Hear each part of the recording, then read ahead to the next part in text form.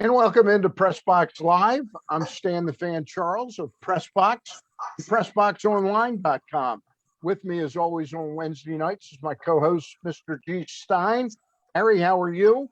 Good, Stanley. How are you? I'm great. I heard you had a smashing success event with Jay Moore tonight over there at Citron.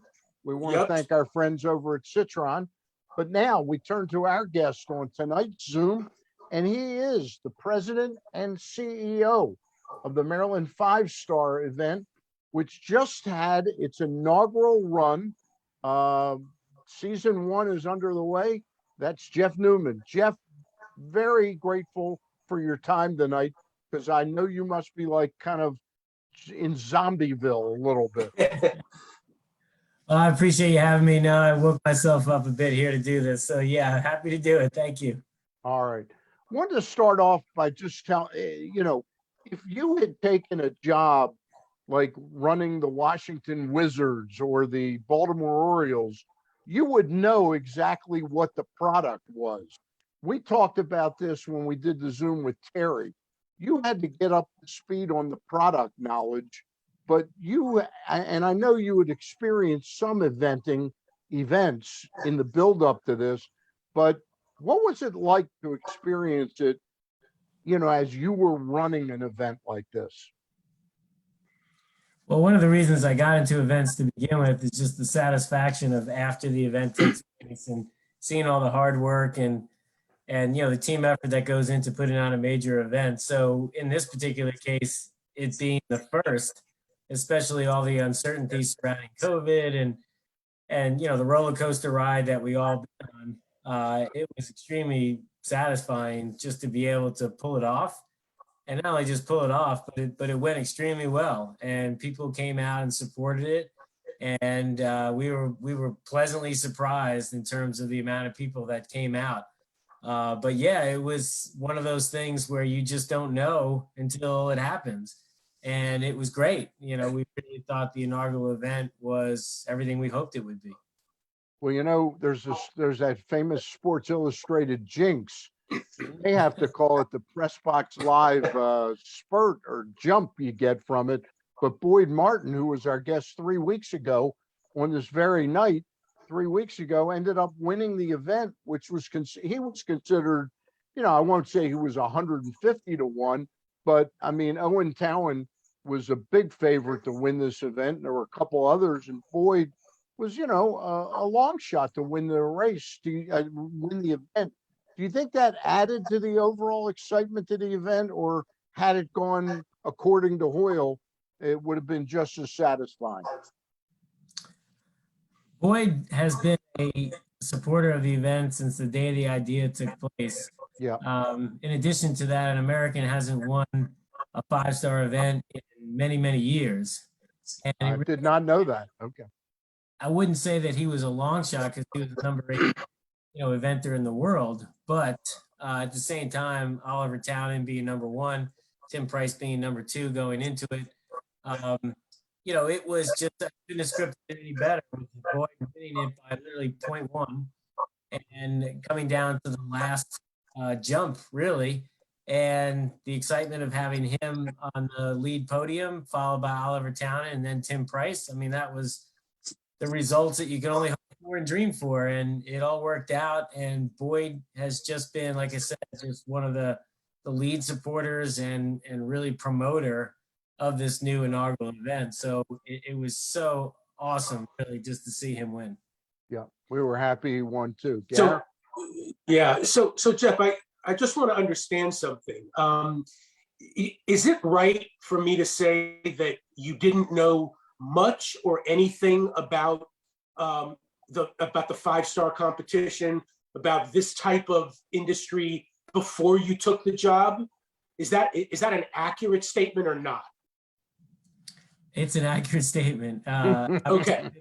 I've been in the event production business for 30 years, but I had never run an event that had animals, and frankly, an equestrian event. So when I was given the opportunity by Terry initially, and again, the 3 factors of, a brand new facility, a $20 million investment led by Governor Hogan, and a private public partnership, the fact that the Maryland horse industry is one of the top not only in the country, but in the world. And then finally, the fact that there's only 7 of these in the world, and this was the 7th, it was a great story that I thought I wanted to be a part of. And so learning the sport and learning the competition is something that I've done in all the events I've been a part of. Eventually you got to learn it. But the best practices of putting on an event, as opposed to a competition, that was what I was tasked with doing, is creating the commercial component and turning it into an event. And I think we accomplished that. Right. So that's kind of the point that I was getting at, was that I'm just looking through your bio. I mean, you've got a many years worth of experience putting on events, the Legg Mason Classic down in DC as part of the ATP Tour. You were, involved in iHeartMedia's eventing plans and strategy. So it's not like you're a newcomer to the field, although you may be a newcomer to the equestrian industry. So the question was, is eventing? If you can do one event, you can do another event, or were there intrinsic challenges with this event that you needed to learn about and figure out? Well, fortunately, we partnered with a company called Fair Hill International that has run eventing competitions at Fair Hill for many years. So we had a competition director, Mary Cauldron, who really handled a lot of the entries, the schedules, things like that. So we were fortunate again to have a great partner that can handle that side, combined with my team on the commercial side through sponsorships, ticket sales, overall planning. It was just a great match. So fortunately, I didn't have to know it all in this first year. We had a great partner that could help with the competition side of things. We're talking with Jeff Newman. He's the president and CEO of the just recently run Inaugural Maryland 5-star event. And Jeff, I wanted to touch on that public-private partnership. Had you ever been a part of a public-private before? Well, with tennis and, the now City Open, formerly Legg Mason Tennis Classic, I mean, it was very similar to what I've just went through with Maryland 5-star, in that it started out with literally a vision and a group of volunteers who wanted to put a tennis event in Washington, D.C. And eventually it needed to get, support from a lot of private corporations as well as private donors. And then eventually, you hope that the local governments, will step up and support it. And that's what happened here. It was a vision and it was a dream by a volunteer group. And then it turned into, again, an opportunity between what's called the Fair Hill Foundation, who is raising money through horse enthusiasts, as well as the Maryland Horse Industry Board, combined with, Governor Hogan, who supported wanting to upgrade facilities, in particular equestrian facilities in Maryland. So again, I've been a part of that in tennis, and that's how that event grew. And now we have the same thing here in equestrian. And when you have passionate individuals combined with government support, it's really the perfect model. This event, of course, the inaugural event, I don't know an attendance total, but I'm guessing it might have been like 40,000 people for the 4 days. Would that be in the ballpark, or was it much more than that? We wish it was that. It was actually just over 20,000. That was our Okay. goal this year. We were hoping and estimating between 15 to 20,000. And fortunately, again, coming off a pandemic, coming off the fact that this is an event that needs to get awareness, not only the facility and where it is, but also what it is. And so we were hoping that we were going to get between 15 to 20. So we achieved that. We went over 20. The goal is ultimately over the next 5 to 10 years to start getting into the 40 to 50,000 people. But it needs to take some time. We needed to lay the foundation, and the other event that's in the U.S. and Kentucky that gets nearly 70,000 to 75,000 people. I mean, that's an event that started in the 70s. So Well, I did not mean to get into a negative jag about only 20,000 people. I think it's fantastic what you were able to accomplish there. I wanted to touch on what you think. I know you haven't done your after recap yet, but where do you think you can raise public awareness on this? Because that's going to be crucial to growing the event to that next level. Yeah, I think it's just being able to I think social media was enormous, and I think we did a good job, hopefully, I guess letting people see what the event is without even being there. Yep. And I think that's really the power of social media is creating that, hopefully, that fear of missing out.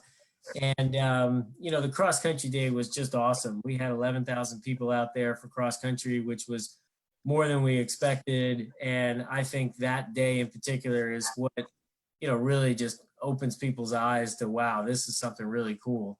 And then show jumping also coming down to the wire, and the intimate feel that you have around the arena that we created was I think an experience. So I think the goal is just to expose people to it. There's no better feeling than seeing people that says, wow, I had no idea what this was. And then they become a fan and they talk about it with other people, and hopefully those people talk it with their friends. So it's that groundswell you hope will take place. And I think we got a lot of that this year. Well, I attended 2 days. I was out there for Thursday's dressage for a couple hours, and I was out for the cross country for a couple hours. You guys did a tremendous job. I just wanted to touch on one thing before I turn you over to Gary for a couple more. It was late in the game that I found out that MPT was going to have a broadcast of it. I thought that was really vitally important to this thing. Did that come together late, or was that always going to be a piece of this? Well, we started the conversation with Maryland Public Television. I think it was the early part of 2020. Okay. And Stephen Schupak, who's general manager there, had a real interest in it because, this is a great Maryland story. And Yeah. we felt that this was a natural for us. We're called the Maryland 5-Star at Fair Hill. And so to be on Maryland Public Television and their support for, agriculture and obviously the outdoors and the storytelling is really what was most important to us. Yeah. But I think the thing that was really helpful is that eventing doesn't typically have live television. It's usually done in like a high package for an hour show, like the week after. Okay. It's really important to have live TV to, again, give people that feeling of what we're bringing to the table here. And I think live TV does it, so much better, obviously. Gary? Yeah, I think MPT is a great media partner for you guys. I think it reaches the right demographic. Hey, Jeff, I wanted to pick up on the branding thing real quick. Just to give you a little precursor, I worked for CBS Radio for 15 years on air and selling sponsorships, advertising, etc. And when I would present my business card to a potential client and it had CBS Radio on the card, there was instant recognition there. Oh, CBS Radio, I know that brand. So Right. Branding, when I was working for CBS Radio, was never a concern for me because anywhere I went, I had a business card that branded me. But when I left CBS Radio and started my company, Studio 83, a video production company, I would hand my business card to somebody and they're like, what's Studio 83? And so my point is I underestimated the effort, resources, time, etc., that goes into branding a product. And so my question to you, and when you were with the AT, doing the Lake Mason event, that was well branded. iHeart, a recognizable brand. Here, 5-Star, Fair Hill, not a recognizable brand. So can you just talk about that, like kind of retrenchment that you have to do to get that branding message out there to even try to make this event fly to the way that you want it to fly? Yeah, it's a great point, a great question. Like I said, when we first started the process, simple messaging is what was our goal. And it was simply to create awareness of what is a 5-star, first of all, and, Right. and where is Fair Hill? And so, we had sort of and then what is eventing? So I think it was the ultimate challenge, really. And, most people in Maryland, as we've talked about before, when we were first on the show here, was, it's not a race. And so most people know racing. And so we had to sort of ingrain people that this is a triathlon. This is really a competition of attrition where you have to get through all 3 phases. And each phase is different. So again, what we had to go through is just what's a 5-star? Simple. It's the pinnacle of the sport of eventing. what is eventing? It's an equestrian triathlon at the highest level, that's at an Olympic level. And then where's Fair Hill? It's 40 minutes from Baltimore and it's 40 minutes from Philadelphia. So we were just trying to really just create simple messaging to try to get people to get out there and pay attention to it. And now that we've sort of established what I think is almost hopefully a recognizable brand, at least to the general sports fan, I think next year we're going to be able to really build on the experience out there as opposed to just simply awareness. Is it too early, Jeff? And like Stan alluded to it, you may not have done this yet, but is it too early to assess certain things that you did do, things that went well, things that you could perhaps do better as you look to the future? Oh, definitely. There's so much to improve upon. First off, the rider support was great. I mean, we had the world number one, the world number two. First of all, in any sport that you want to run, you hope you can say that. And so having that professional athletes, and then having Zara Tyndall, who's the Queen's granddaughter, compete.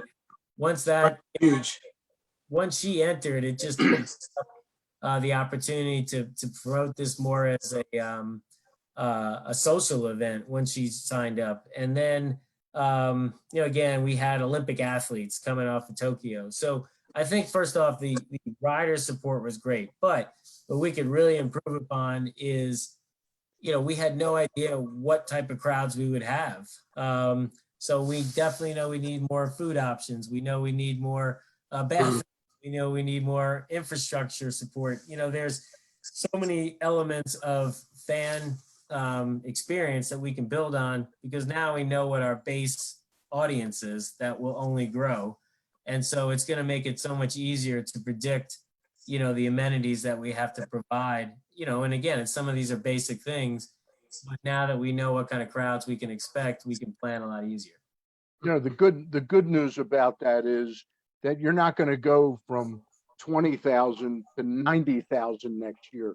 You can gradually think this through and grow it out, because I was amazed at the kind of people that were out there. You could tell it was a well-heeled crowd, but it was a very kind of informal crowd too on one side of the face. I thought the event really came off well. I really did. Yeah, some of the non-competition things went well. Like, first off, we had 80 retailers, selling out there, and we had a craft beer and wine spirits festival. We had a fresh food fest. Those are the kind of things that we hope we attract people to the event. And then once they see the competition, hopefully they become hooked on that. So we could definitely build upon that. We want to do more live music in the future. I certainly want to have more hospitality options out on the cross-country course. We want to try to bring actually the cross-country course through the arena next year. Things like that we could really, focus on being creative. Whereas this year we just really wanted to do it right, and again, be simple and safe and effective. But I think next year we can really start spreading our wings. I don't want to throw too many things at you, because I know you're just finished digesting what took place. I'm wondering just a simple thing, like in Major League sports, like the Orioles and the Ravens would try not to compete with one another. In time, do you think this event, you can get the cooperation of the Ravens to try and maybe play a Monday night when the event is, ending on a Sunday, and that's your big day? You've got 50, 60,000 sports fans that are kind of out of the market. I'm just wondering, is that something you would think about trying to do? Yeah, we hope we have that kind of clout at some point to be able Yeah. to do that. Well, it's a state event.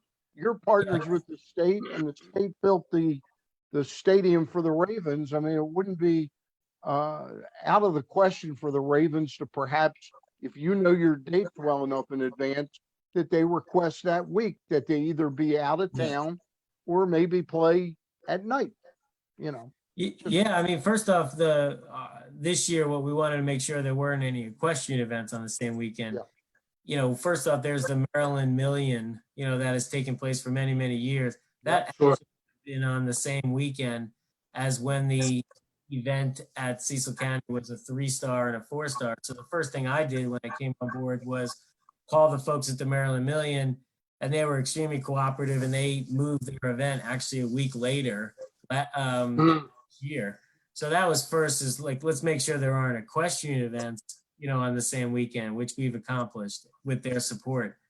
And then secondarily, we tried to get off the Baltimore Marathon. That used to be the same weekend, and we've gotten off the weekend as well. And then University of Delaware, because they're only 10 minutes away, we wanted to make sure that there wasn't Parents Weekend or a football, so they cooperated. So I think that was kind of the first step, was, locally within the equestrian community and nearby, schools, we accomplished that. I think the next step, would be to see if we can talk to the Orioles and talk to the Ravens if there's any possibility that we can avoid conflict, because, this could be, as we've always wanted it to be, a tentpole event in Maryland that's heavily attended, and the less we can have on as far as conflicting calendars, the better. Yeah. One question I have for you, and it's funny because I come from a background where I used to be a big horse racing fan. There used to be, back in the 60s and 70s, all this debate about putting lights at Pimlico to have night racing in the spring. Is it possible to even think that any of the events could be done at night, or is the body clock of the horses and the horsemen such that would be too jarring to all of them? Do any of the other 5-star events have any portion of their event at night? They don't.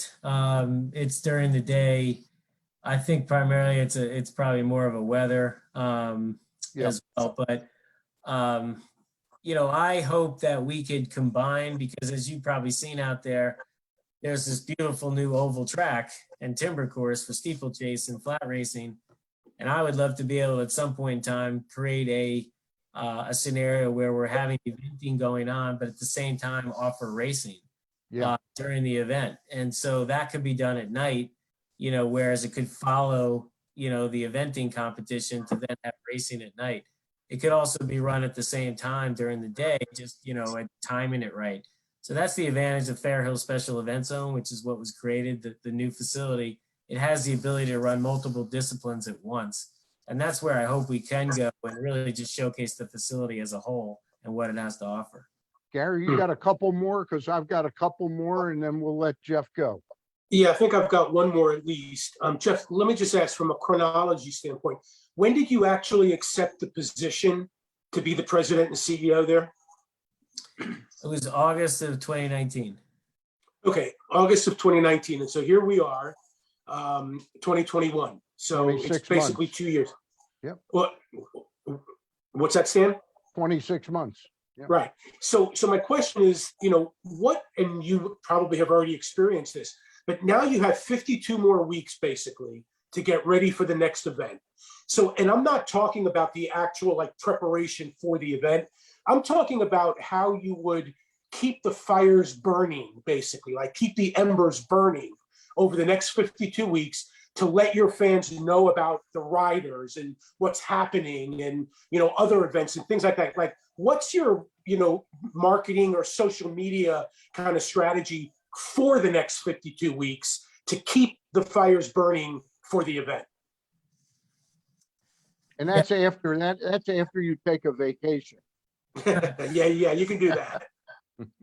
Well, the difference, even though I started in August of 2019, it was about a 5-month period where we can start the process, but then COVID hit and you can just wipe out the second year. Everything. Yeah. There was nothing to promote. There was really nothing to plan until a vaccine came out. So we only had really about 6 or 7 months, frankly, of preparation, probably less. So the fact that we have a year now is, seems like forever, but it comes up quick. So right now, to keep the fire, to answer your question, Gary, to keep the fire lit is, yes, we've created, we had 4 different photographers out there taking competition photos, non-competition photos. And then we had 2 videographers out there, one taking competition, one taking non-competition. So we're going to combine all that into sales pieces and sizzle reels, et cetera, to be able to then, let people know what took place. And as you probably know, in the sporting business, sponsorships and budgeting happens right now. And this is what you're budgeting for 2022. So we're going to get right back in the door of our existing sponsors. And then we're going to hope that those sponsors that didn't have the opportunity to come on board because of COVID reasons, could start really doing more hospitality next year. So I think to keep the fire lit, it will be a lot of social media and showcasing all the different photos and videos that we're creating. And a final, not really a question, Jeff, but a comment. I'm not from Baltimore. I'm not from Maryland, but I've lived here now for over 30 years. Over time, one of the things that's most impressed me about the state of Maryland is its commitment to the equestrian industry, horse racing, et cetera. I'm now aware that 10% of all farmland in this state is devoted to the industry. And so I think a successful Fair Hill and a successful 5-star event would be just another, beautiful thing to happen for this state. And I wish you all the best and all the success in making that happen. Yeah, I appreciate that. And look, Governor Hogan came out to the event on Saturday. Lieutenant Governor came out on Friday. Secretary Schultz, Secretary Riccio, Secretary Wilbensmith, Secretary Holt.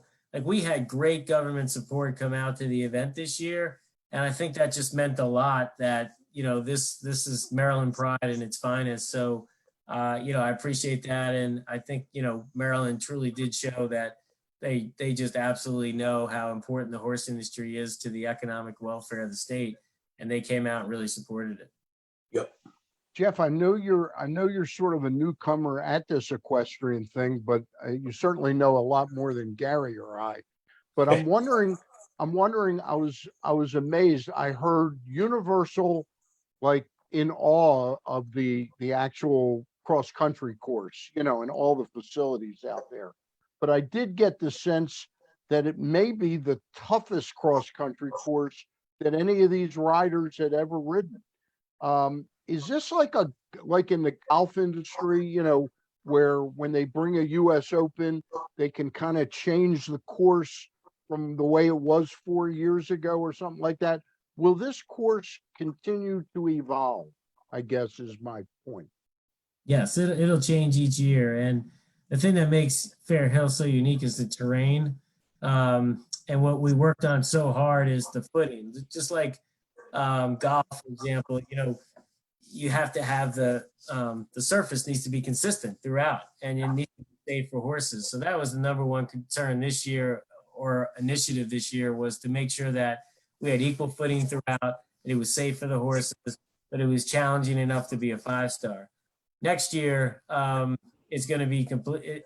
I don't want to say completely revamped, but there's going to be a lot of changes to the course to really now be able to, after having 1 year under our belt and getting rider feedback, there's going to be changes to the course that's going to make it even harder, but even, more, I guess, rider friendly as well. Yeah. My last question for you is, you've been in the event business for a long time, but when you ran the tennis tournament, for example, you were dealing with only the human factor. You had these animals, and I was amazed in our conversations with Boyd Martin and Buck Davidson, the relationship that these riders have with the horses. It's really kind of special. Did it wow you to see what these animals were really like in this kind of competition? First off, just to be next to a horse and see what they can do is just awe-inspiring. I mean, really, they're absolutely so powerful, so powerful, and so graceful, and just, you just can't appreciate it until you're up near a horse. I mean, you just you can't see that on TV, but when you're up close and next to them, I mean, just unbelievably just incredible creatures. But the closest that, for example, let's take the international athletes. They have to send their horses with a groom, and that groom is with the horse 24/7, and they have to travel and be there. And then there's quarantine. And then when they come on site, you have to isolate the international horses. Secondarily, if it's a mare has to be isolated. there's so much that goes into taking care of these animals and keeping everyone safe. I was blown away, how much detail there is in bringing over a horse. In addition to that, it's unpredictable, and you want to make sure that, again, people that go to an equestrian event, they don't think about getting close to a horse. They just want to be at an event and drink, have a good time, etc. But you also have to be careful. These are massive creatures, and so you got to tiptoe around a course to make sure you're crossing over the course at the right time. Kind of looking both ways. I guess if you ever go to London and you're not really sure which direction a car's coming from, it's kind of that same kind of feeling where you're just like, oh, look both ways. So it's really, but it just adds to the whole drama and the fun of the event. Jeff, we really appreciate your time. Thank you. We know that one of your main partners in this process over the past couple of years, Terry Hazeltine, is dealing with some personal stuff. His mom is quite ill. Your thoughts on working with Terry over these past couple of years? Terry has just been so supportive of our team. He's a hustler. He just truly wants to see Maryland thrive in this live entertainment and sports business. I mean, he created the Sport and Entertainment Corporation of Maryland on his own, gathering the necessary funding and et cetera to create a team. And, picture creating a new organization, a new event in COVID. I mean, he's been the one that's kept it going. He's the one that's going to help keep it, thriving moving forward. So just an awesome person and someone who's just been a great mentor for me. And I couldn't be happier working for someone like Terry. All right, you got two fans in Gary and I. We're big fans of the project. Now, are you obligated now to go to all the 5 stars around the world, being president of one, so you can go and drink in England? That would be awful, Jeff. That would be terrible. Australia, Terrible. Germany. I was lucky enough to go to Burley, which is in the UK, when I first came on, but there's a second event called Badminton Horse Trials I'd love to go to, because that's also what I hear is just an awesome event. But I think if I can somehow talk Terry into expanding, I'd love to go. A guy like you needs security, and Gary and I are just the people to be your security detail. Jeff Newman, President, CEO of the Maryland 5-Star event. You got one under your belt. Congratulations. Job well done to you and your entire team. Keep up the good work, and we'll talk to you down the road. Thanks, Jeff. Appreciate it. Just one last reminder, this is an annual event. It'll be the same week in October, and it's not a one and done. So, we hope people will come out, obviously, at the same time next year. So thanks so much for having me, and you guys have been really great in helping to create the awareness that we needed. And we're going to be there in the future. Thanks, Jeff. Really appreciate it. Gary and I will be back next Wednesday night with the head coach of Towson women's basketball team. Our friend Diane Richardson will join us next Wednesday night. Thanks again, Jeff. Thank you. Have a good night. For Jeff Newman, Gary Stein, I'm Stan the Fan, and we'll see you down the road very shortly.